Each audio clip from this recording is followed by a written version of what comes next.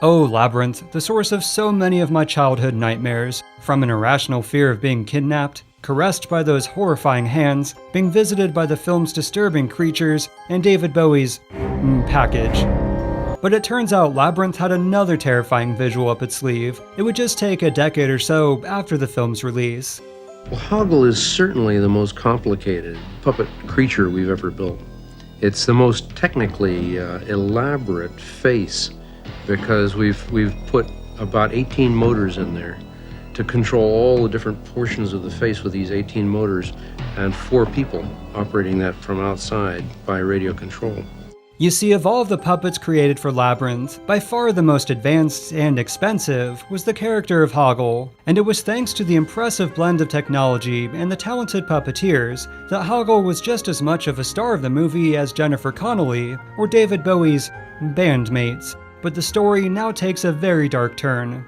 I'm not totally sure I'm believing what I'm seeing at the moment. And I think Prince Charles feels the same. To be quite serious, it is a brilliant monster.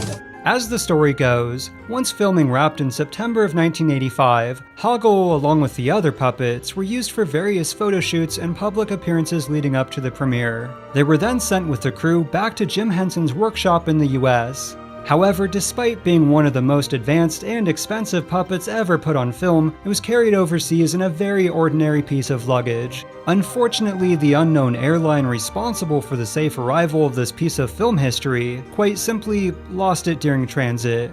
Now, if I were to take a stab in the dark, I'd say that the film's dismal box office performance combined with its mixed to poor reception led to a far from thorough search for the puppet and was simply written off as an insurance claim.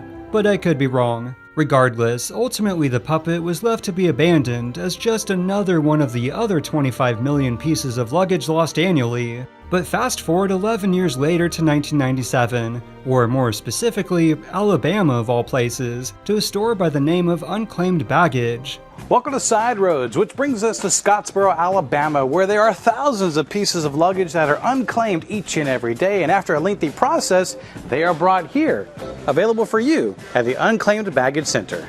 To put it simply, this particular store has contracts with all domestic airlines to sell, as the name implies, unclaimed baggage. So one afternoon, an employee was going through just another delivery and opened a random suitcase to make a horrifying discovery.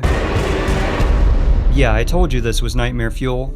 In what I can only imagine being played out like a CSI-like medical examination by a coroner, the grotesque remains of poor Hoggle were carefully recovered from the suitcase. Seriously, imagine the smell of latex rotting away in a hot and humid piece of luggage unopened for over 10 years. Ugh. However, it would take almost another 10 years before the owners of Unclaimed Baggage saved up enough cash to have poor abandoned Hoggle restored.